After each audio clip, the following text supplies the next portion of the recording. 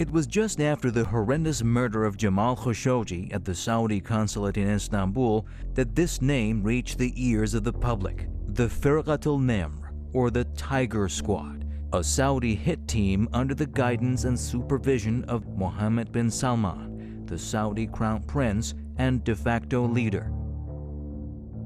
The squad is said to be made up of 50 operatives, the best ones recruited from different branches of the kingdom's security services, who have one thing in common: blind loyalty to their leader.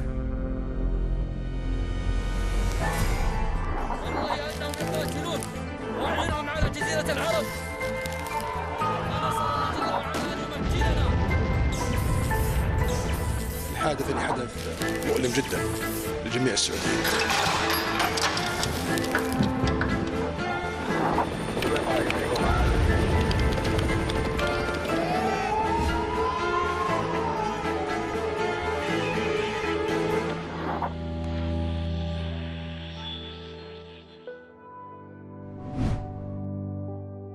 The Tiger Squad has one major mission: eliminating Saudi dissidents at home and abroad in a way unnoticed by the media and the international community.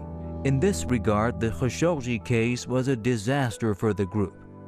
According to the New York Times, the death squad was involved in more than a dozen operations from 2017, since the rise of bin Salman to the killing of the Saudi journalist. Some members of the squad had received special training in Arkansas as part of the U.S.-Saudi cooperation, according to the Washington Post. The Saudis are very good corporate customers, especially with buying of military equipment. I believe they have the third largest military budget in the world. A lot of this equipment just sits rotting in warehouses because the Saudis can't use it or don't know how to use it. They spend more on their military than the Russians do.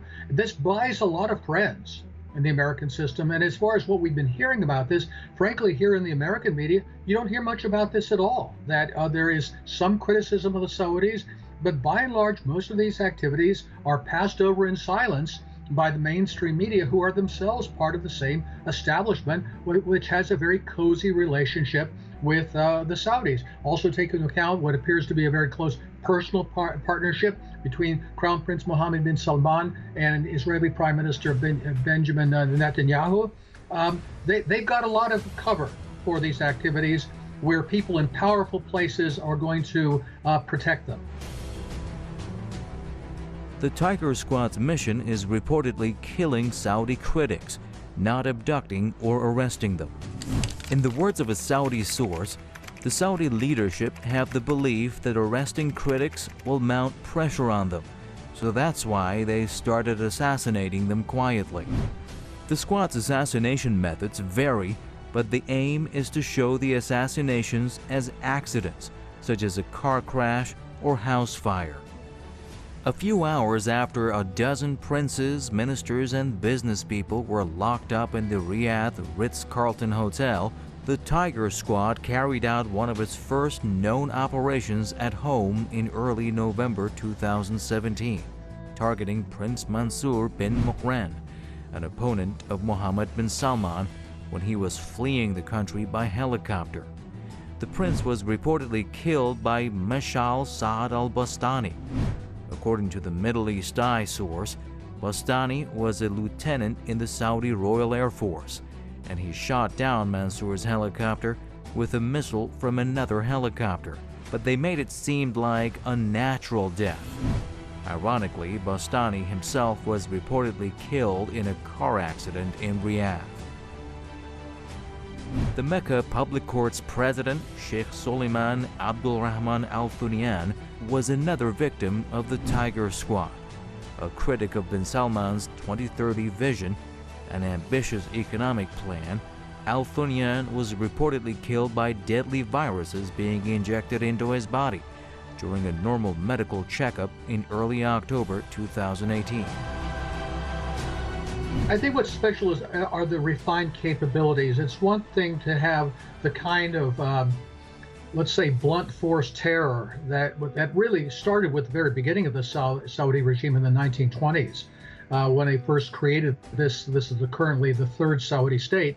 But they, in a way, and maybe this shouldn't be put this way, but it kind of reminds me of the kind of hit squads the Israelis have used in the past.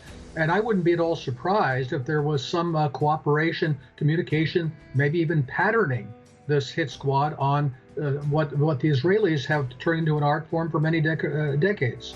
The Tiger Squad has had 2 unsuccessful operations in Canada. In one of these operations in 2018, the Saudi dissident Omar Abdulaziz, a friend of Khashoggi, who lives in exile in Canada, was approached before the killing of his friend by Saudi officials who urged him to visit their embassy with them to collect a new passport. It seems that one of their techniques is to lure people into a place, for example, like the Turkish, the Saudi embassy, or excuse me, consulate in Istanbul, to commit their crimes. So it seems to be that this, look, the Saudi regime has a long history of violence, repression, murder, torture, and so forth. But this seems to be a new refinement of it, to have a dedicated hit squad that can perform these activities.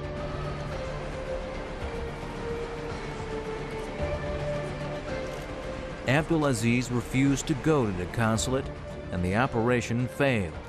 But the Saudi authorities arrested 2 of his brothers and several of his friends back at home. Another unsuccessful operation by the Tiger Squad intended to do away with Saad al-Jabri, a former senior Saudi intelligence figure residing in Toronto. According to a 106-page lawsuit filed August 6, 2020 in the District Court in Washington, the hit squad failed in its bid to get past Canadian border guards at Pearson International Airport to eliminate al-Jabri. As the mission was thwarted, on bin Salman's orders, al-Jabri's children, who had long been prevented from leaving the kingdom, were arrested in March 2020. They've been held hostage since then, and their location and condition are unknown.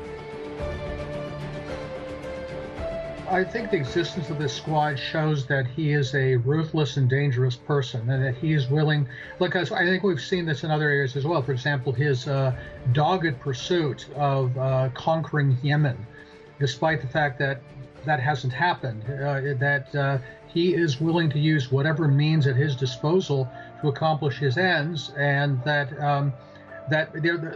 like I say, what seems to be new about this is not just the bloodthirstiness or the ruthlessness that has characterized the Saudis for decades, but the ability to refine this now with a way that can be targeted in a more precise way.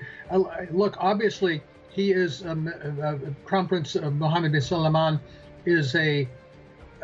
has to have not only a degree of intelligence, but a huge degree of ambition, that he is willing to use whatever means at his disposal to accomplish his regional goals and his goals within Saudi Arabia. We saw this, by the way, also with his mass imprisoning people, including members of the royal family, some of them tortured, in order to make them cough up their assets. This is not the kind of thing, I don't think we've seen this even in Saudi Arabia before.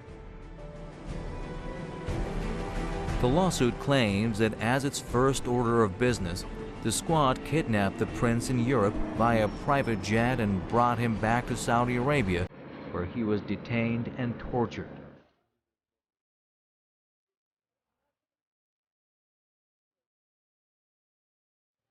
It is said that when Jamal Khashoggi was killed and dismembered at the consulate, members of the Tiger Squad sent the journalist's fingers to Riyadh as the trophy of their successful mission, and a present to the Saudi Crown Prince, who had reportedly threatened to cut off the fingers of every writer who dared criticize him.